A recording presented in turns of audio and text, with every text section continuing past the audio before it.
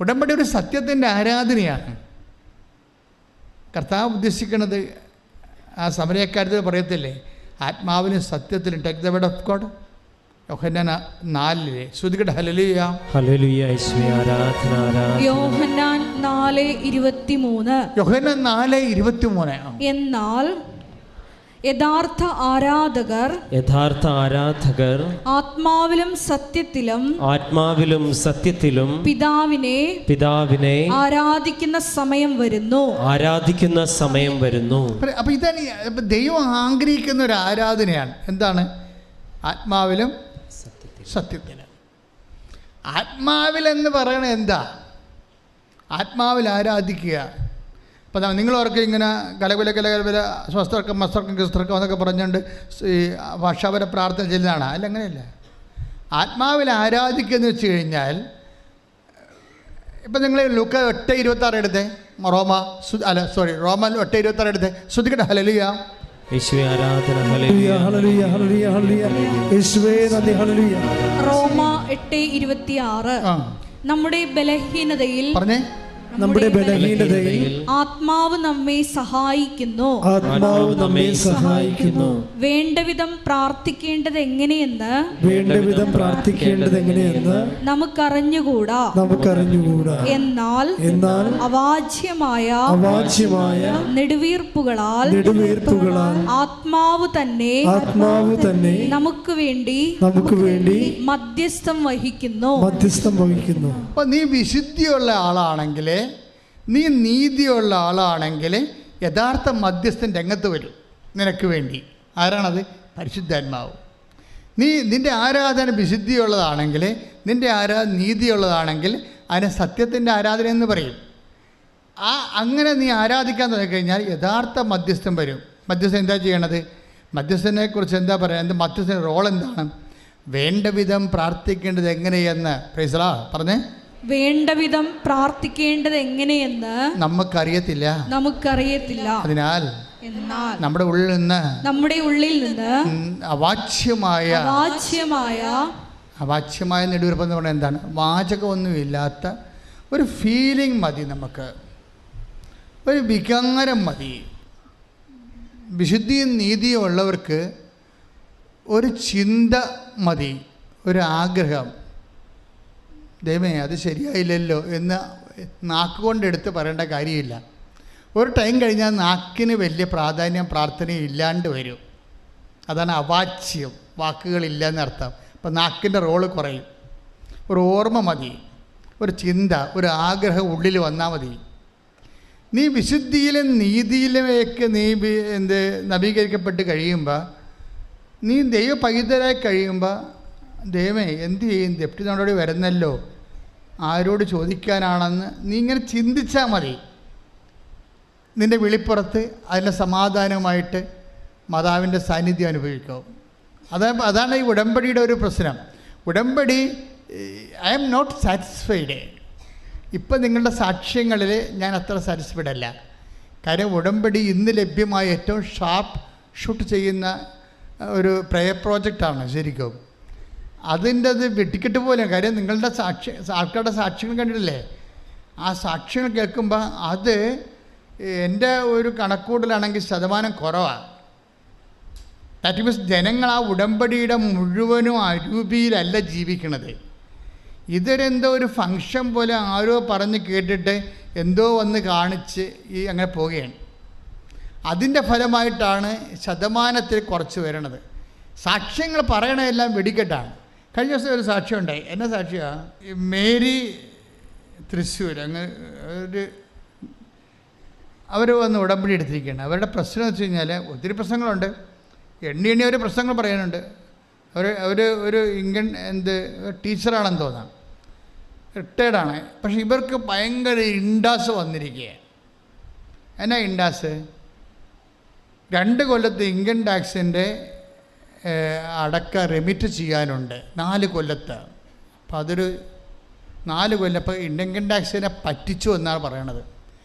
Income ടാക്സിനെ പറ്റിച്ചു എന്ന് അവർക്കെങ്ങാനും തോന്നിയാൽ പിന്നെ നമ്മൾ പണ്ടത്തെ പോലെ കത്ത് കൊടുക്കാനോ അപേക്ഷ കൊടുക്കാനോ ഒന്നും പറ്റത്തില്ല. ആദ്യം പൈസ അടക്കാൻ പറയുക. ദെൻ കംപ്ലൈൻറ്റ് എന്ന് പറയും.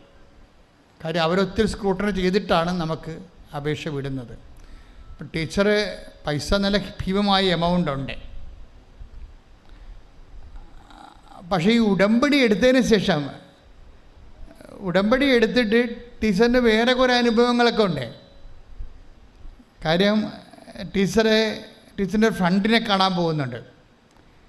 ഫ്രണ്ടിനെ വയറൊക്കെ വീർത്തിങ്ങനെ മെത്തി ഫ്ലൂയിഡെല്ലാം കിടന്നിട്ട്, അതായത് അങ്ങനെ ഈ ഫ്ലൂയിഡ് കളക്ട് ചെയ്യുന്ന ഒരു രോഗമാണ്. അത് കണ്ടാൽ പേടിച്ചു പോകും. അപ്പോൾ അവർക്ക് 4 ദിവസമായിട്ട് ഒരു ഭക്ഷണം കഴിക്കണില്ല. അപ്പോൾ ഈ ടീച്ചർക്ക് എന്നിട്ട് ഉടമ്പടി തൈലം അവിടെ വയറയിൽ പെരട്ടും.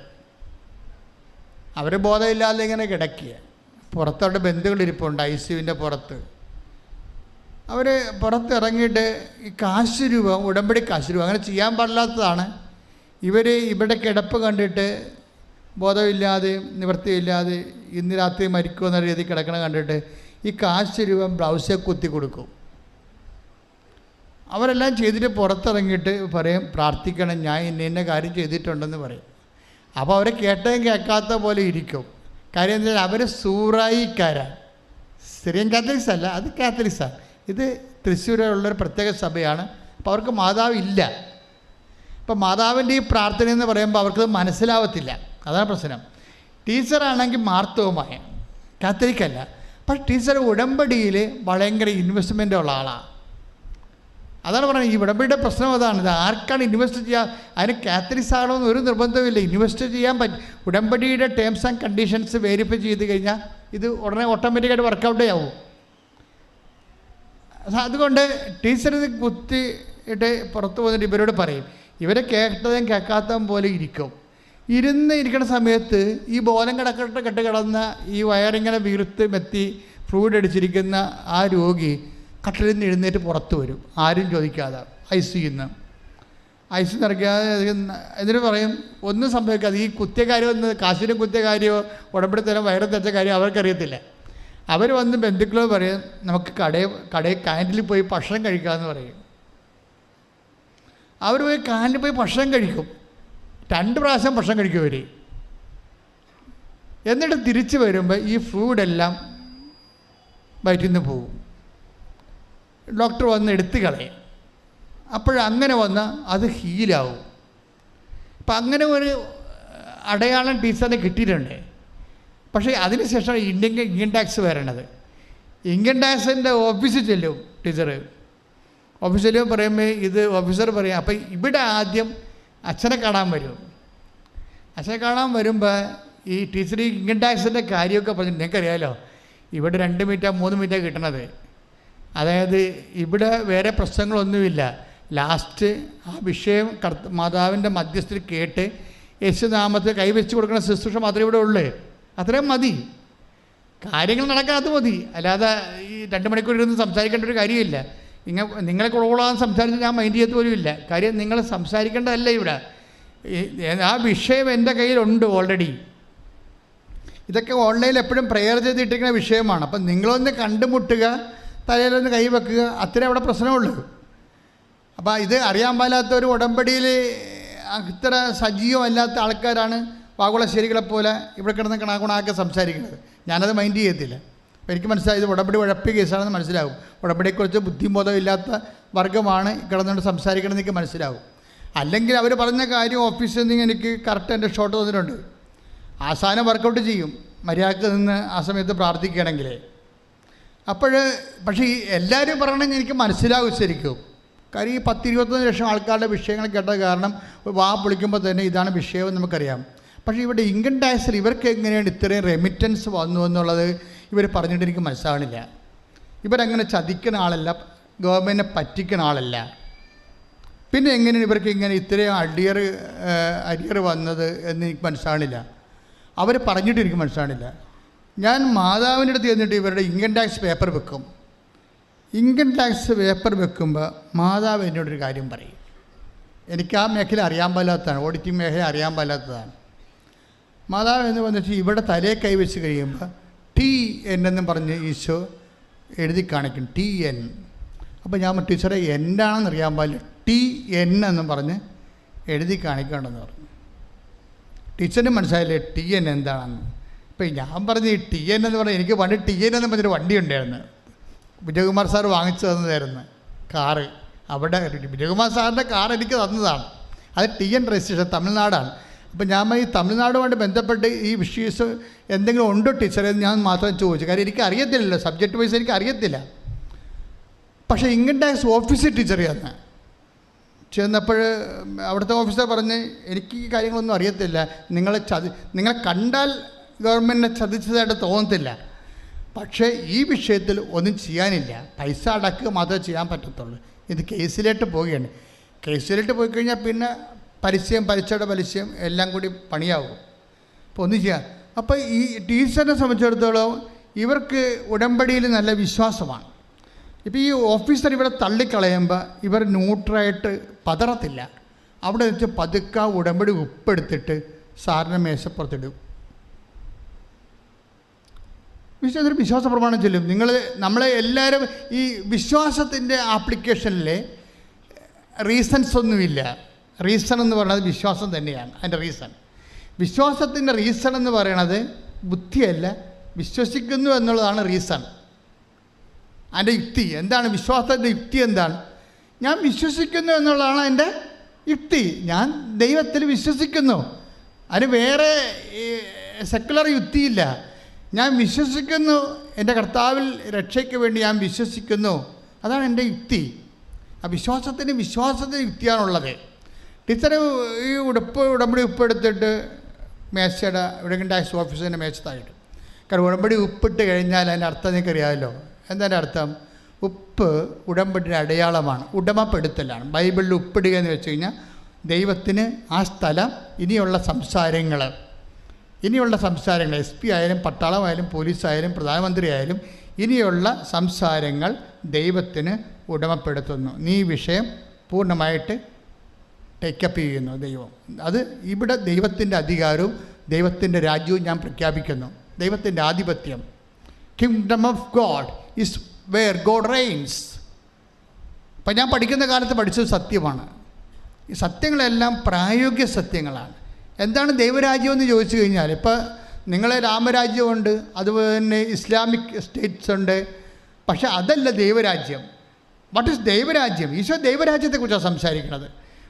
What is kingdom of God? ബെസ്ലിയ തോൻ എന്ന് വെച്ച് കഴിഞ്ഞാൽ kingdom of God is within you. അത് നിന്നിൽ തന്നെയാണ്. അതെന്താണ്? Kingdom of God where God reigns. എവിടെയാണോ ദൈവ അധികാരം നടപ്പിലാക്കുന്നത്, എവിടെയാണോ ദൈവത്തിൻ്റെ നാമം പ്രഘോഷിക്കപ്പെടുന്നത്, എവിടെയാണോ ദൈവത്തിൻ്റെ ഇഷ്ടം നിറവേറുന്നത്, അതാണ് ദൈവരാജ്യം. നമ്മളെ ഉപ്പിട്ടിട്ട് പറഞ്ഞത് എന്താണ്? ദൈ കിങ്ഡം കം എന്നാണ് പറഞ്ഞത്. നാം പ്രാർത്ഥിക്കുന്നത് എന്താണ്? അങ്ങയുടെ നാമം പൂജിതമാകണമേ, അങ്ങയുടെ രാജ്യം വരണമേ, അങ്ങയുടെ ഭരണത്തിൻ്റെ കീഴിലാകണമേ. ഇനി സാത്താനോ മനുഷ്യനോ ഇവിടെ ഭരിക്കാൻ പാടില്ല. ഞാൻ വിശ്വസിക്കുന്നു നീയാണ് ദൈവമെന്ന്. അതുകൊണ്ട് നിൻ്റെ രാജ്യം ഈ ഇൻകം ടാക്സ് ഓഫീസിൽ നിറവേറണം എന്ന് പറഞ്ഞ് ഉപ്പിട്ട് കഴിഞ്ഞപ്പോൾ നമ്മളെന്താ ചെയ്യണത് എന്ന് പറഞ്ഞാൽ ഉപ്പിട്ടിട്ട് നമ്മൾ എന്ത് ചെയ്യും? വിശ്വാസ പ്രമാണം ചൊല്ലാം. വിശ്വാസ പ്രമാണം എന്ന് പറഞ്ഞാൽ എന്താണ്? യേശു കർത്താവാണ്, യേശു അധികാരിയാണ്, യേശു രാജാവാണ് എന്ന് ഞാൻ യേശുവിൻ്റെ ആധിപത്യത്തിന് ഞാൻ എൻ്റെ ഈവൻസുകൾ ഞാൻ ഏൽപ്പിച്ചു കൊടുത്തുകൊണ്ട് യേശുവിൻ്റെ നാമത്തെ ഞാൻ മഹത്വപ്പെടുത്തും. അതാ വിശ്വാസപ്രമാണം. യേശു കർത്താവാണെന്ന് റോമ 8:10 വായിച്ചുള്ളൂ. ശ്രുതികട്ടെ. ഹല്ലേലൂയ.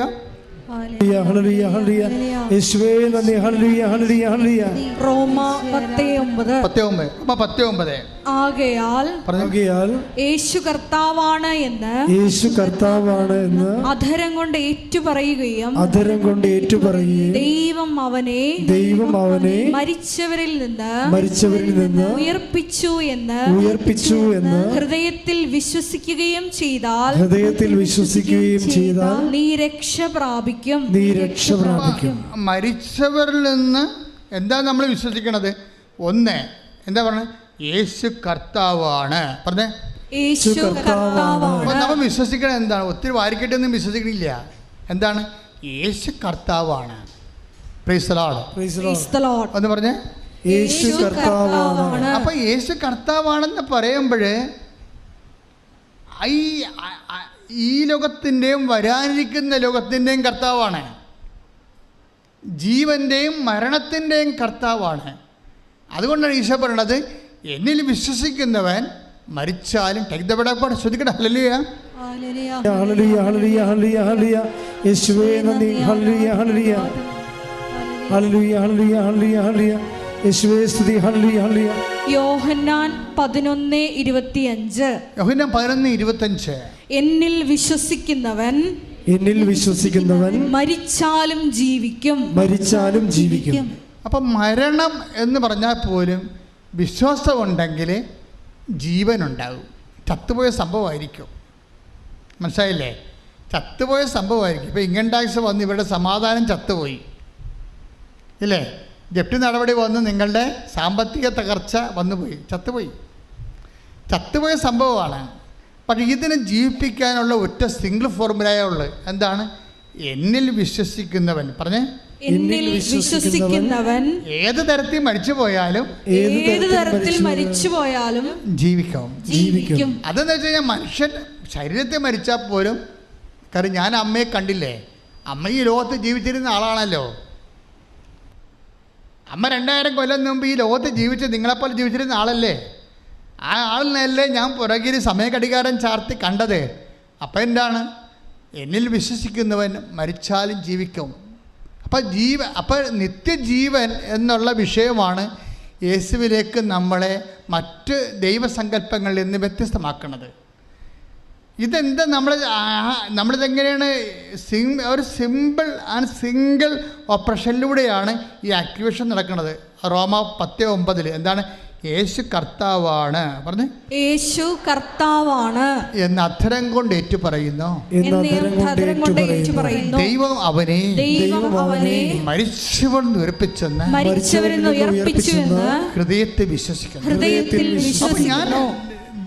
ദൈവം അവനെ മരിച്ചവൻ നിർപ്പിച്ചതുപോലെ അവനെ വിശ്വസിക്കുന്ന എൻ്റെ ജീവിതത്തെയും ഈ സകല സാഹചര്യങ്ങളിൽ നിന്ന് ലിഫ്റ്റ് ചെയ്യുമെന്ന് ഞാൻ വിശ്വസിച്ചുകൊണ്ട് അവൻ്റെ നാമത്തിലാണ് ഞാൻ ഈ ആക്ടിവേഷൻ നടത്തുന്നത്, ഈ സോൾട്ടാറ്റീവ് ആക്ടിവേഷൻ നടക്കുന്നത്. അവരെ ഉപ്പ് താഴെയിട്ട് തരി 2-3 തരിയിട്ട് കാണത്തുള്ളേ. അല്ല നിങ്ങളെപ്പോലെ ചാക്ക് പോലെ ഇവിടെ കുഴഞ്ഞിട്ടൊന്നുമില്ലേ. 2 തരി, വിശ്വാസത്തിന് 2 തരി മതി. 2 തരി ഇട്ടിട്ട് വിശ്വാസം പ്രഖ്യാപിക്കും. ആ സെക്കൻഡുകൾക്കുള്ളിൽ ഇവർ ഉയർത്തുന്നേക്കും. അതെങ്ങനെ ഉയർത്തുന്നേക്കാന്ന് വെച്ച് കഴിഞ്ഞാൽ ഉടനെ ഓഫീസറുടെ മൈൻഡ് സെറ്റ് മാറും. ഓഫീസർ പറയും നിങ്ങളുടെ ടാൻ നമ്പർ ഇങ്ങോട്ട് തരാൻ പറയും. കണ്ട TN പറഞ്ഞ കണ്ടില്ലേ? Praise the Lord. അപ്പം എനിക്ക് ഇൻകം ടാക്സ് അറിയാൻ പാടില്ലാതെ ഉള്ളു, എല്ലാം പഠിച്ചിട്ടാണ് ഇവിടെ ഇരിക്കുന്ന ഒരാൾ. TN praise the Lord. അപ്പോൾ ഉടനെ ടീച്ചർ ഇൻകം ടാക്സിൻ്റെ ഇവിടെ ടാൻ നമ്പർ കൊടുക്കും. ടാൻ നമ്പർ കമ്പ്യൂട്ടർ ചെക്ക് ചെയ്ത് നോക്കുമ്പോൾ 4 കൊല്ലമായിട്ട് ഇവരെക്കുറിച്ച് യാതൊരുവിധ അരിയർ ഇവർക്ക് കടം, അതായത് ടാക്സ് അടക്കാനുണ്ട് എന്നുള്ള യാതൊരുവിധ എൻട്രിയും മെയിൻ ഓഫീസിൽ നിന്ന് വന്നിട്ടില്ല. അങ്ങനൊരു വിഷയമില്ല. ഇത് തെറ്റി വന്നിരിക്കുന്ന സാധനമാണെന്നാണ് പറയണത്. Praise the Lord. ഇതിൻ്റെ ഇതിൽ ഇടപെടാതിരുന്നെങ്കിൽ ഈ പൈസ മൊത്തം അടച്ചിട്ട് കംപ്ലൈൻറ്റ് ചെയ്യാൻ പറയും. ഇത് ഇവിടെ ചെന്ന് അവസാനിക്കാത്ത കേസാണത്. നമ്മളിൽ നിന്ന് എന്താ മനസ്സിലാക്കണത്? എല്ലാത്തിനും പോംവഴിയുണ്ട്. പക്ഷെ ആ ഉടമ്പടി എടുക്കാൻ പറ്റിയ ആൾക്കാരുടെ കയ്യിൽ ചെന്ന് വരുമ്പോഴാണ് മഹാത്ഭുതങ്ങൾ സംഭവിക്കുന്നത്. ഇവിടെ സംഭവിച്ചിരിക്കുന്നത് എന്താണ്? ഇതിൻ്റെ അകത്ത് 50% ആൾക്കാർ ഉടമ്പടി എടുക്കാൻ യോഗ്യതയില്ലാത്തവരാണ്. അവിടെയാണ് ഈ പ്രശ്നം വന്നിരിക്കുന്നത്. ഉടമ്പടി എടുക്കാൻ യോഗ്യതയുള്ളവരുടെ കയ്യിൽ ചെന്ന് ഉടമ്പടി വന്നാൽ ഉടമ്പടിയിലൂടെ ദൈവം ഇങ്ങനെ നാഷണൽ ഹൈവേയിലൂടെ 240 മൈൽ സ്പീഡിൽ വരണ കാണാം. അതുകൊണ്ട് നിങ്ങളുടെ ചുമതലയാണ് നിങ്ങളുടെ ഉടമ്പടി ആക്ടിവേറ്റ് ചെയ്തിട്ട് ദൈവത്തിൻ്റെ പ്രസൻസ് എത്രയും സ്പീഡപ്പ് ആക്കേണ്ടത്. പ്രാർത്ഥിക്കുക, കർത്താവായ ദൈവമേ, ഉടമ്പടി അതർഹിക്കുന്ന അർഹിക്കുന്ന ചൈതന്യത്തോടെ ദൈവസ്നേഹത്തോടെ സത്യത്തോടെ വിശുദ്ധിയോടെ നിറവേറ്റുവാൻ എന്നെ അഭിഷേകം ചെയ്യണം. ശ്രദ്ധിക്കട്ടെ. ഹല്ലേലൂയ. സത്യത്തിലും എപ്പോഴും അവിടുത്തെ ശുശ്രൂഷ ചെയ്യാറുണ്ട്.